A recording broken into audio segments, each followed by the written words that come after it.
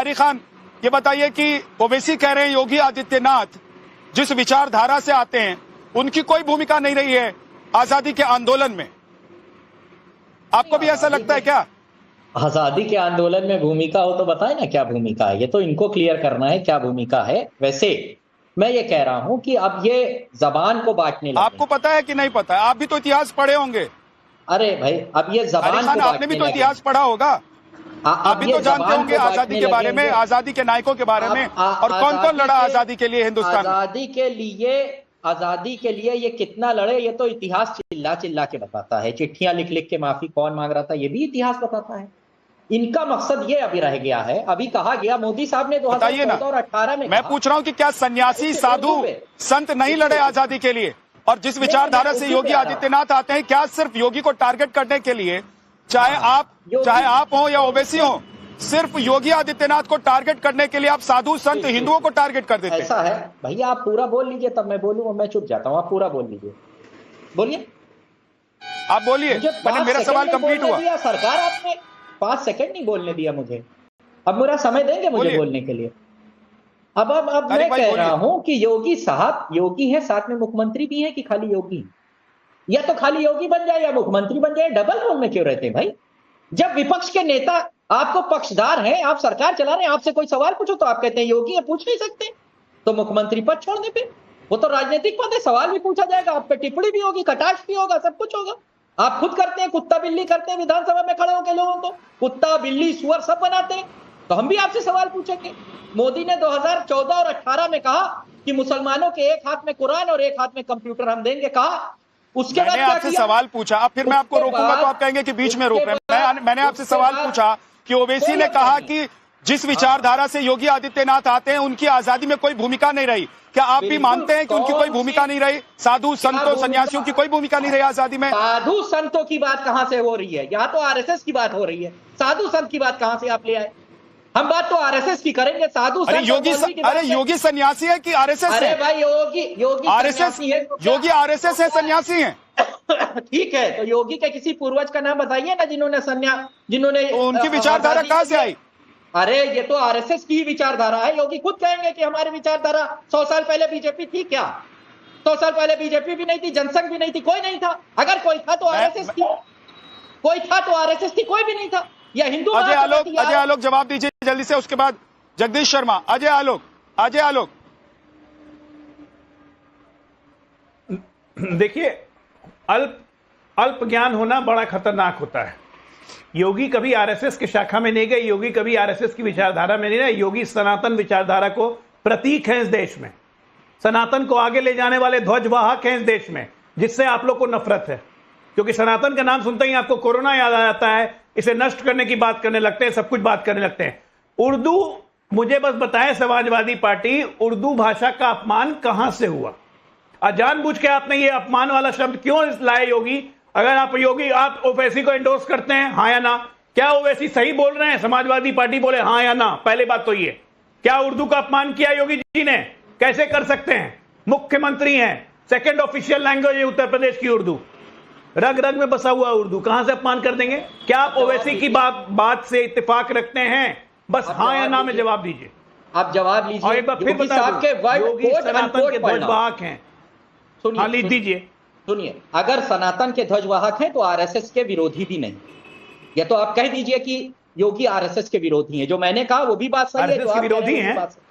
अरे आप कह दीजिए, आप कह रहे हैं सनातन के ध्वज भारत के तो ये हुआ कि अगर आप मैं भी कह रहा हूं, इसका मतलब ये हुआ कि अगर आप समाजवादी के समर्थक हैं और विद्यानाथ झा के विरोधी नहीं हैं, तो आपकी विचारधारा विद्यानाथ झा वाली हुई कि समाजवादी पार्टी वाली हुई?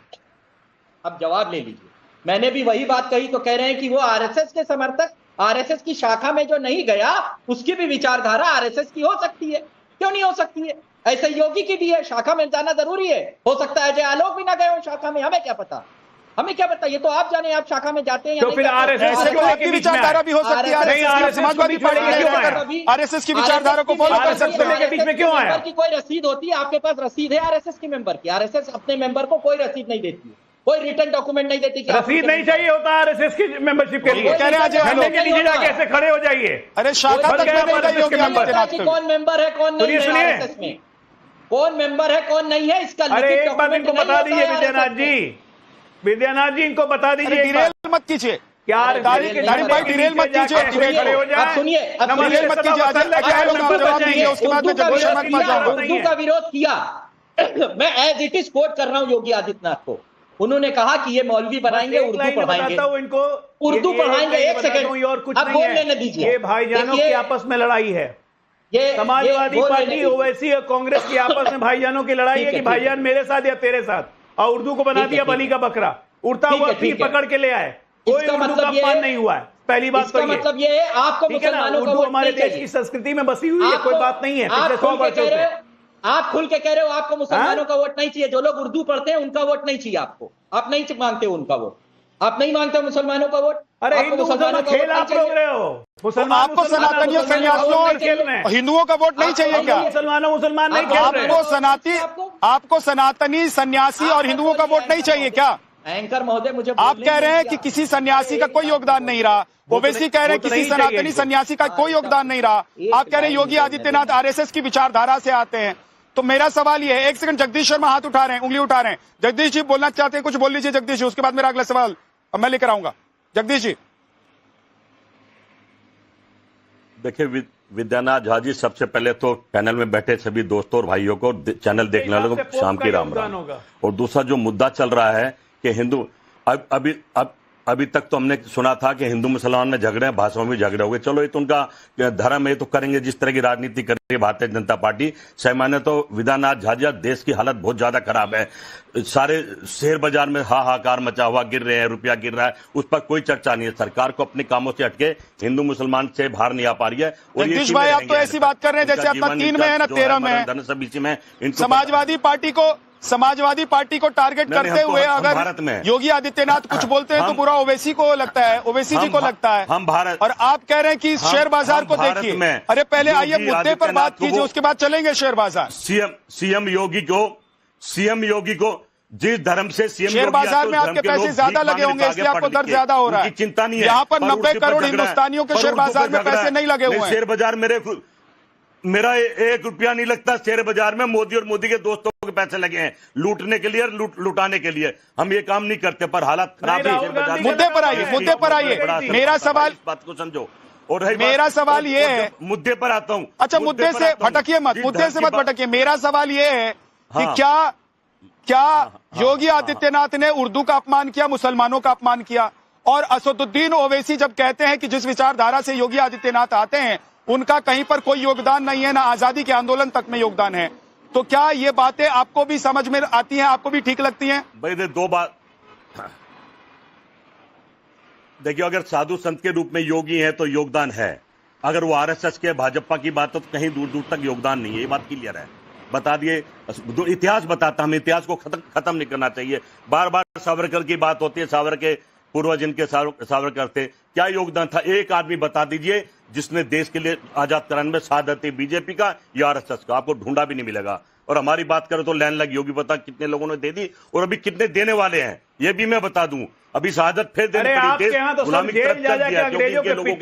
अंग्रेजों के दलाल बन के जेल में बैठ के सारी सुविधा लेते। अरे भाई जेल भूल गए, इतिहास के पन्ने निकालते हैं। जेल में जो गए थे माफी मांगे तो आपके थे, हम रहे जेलों में माफी नहीं मांगी। लॉर्ड माउंटबेटन से लेके उनकी पत्नी से लेके अच्छे मधुर संबंध थे, पर माफी नहीं मांगी। वाइन के ग्लास टकरा देते, चीयर्स करते थे, ऐसे क्या? जो में भर्ती नहीं किया, ये आजादी स्वतंत्रता सेनानी बन के मरवाए, हमने मुखबरी नहीं करी। अंग्रेजों के नाम की पहली शपथ दी उन्होंने प्रधानमंत्री के नाम पर, ऐसे क्या? हम जेल जाते रहे, हमारा इतिहास है। क्वीन एलिजाबेथ के नाम की शपथ ली थी नेहरू ने, भूल गए क्या? इतिहास बताता है आजादी की लड़ाई। मेरे कहने से अंग्रेजों के सबसे बड़े दलाल थे आप। मेरे कहने से आजादी के बाद भी 50 साल तक बताता सावरकर कौन था और अंग्रेजों के 50 साल बाद भी हमारे जवानों को एक सेकंड, अवधेश जी उठा रहे हैं।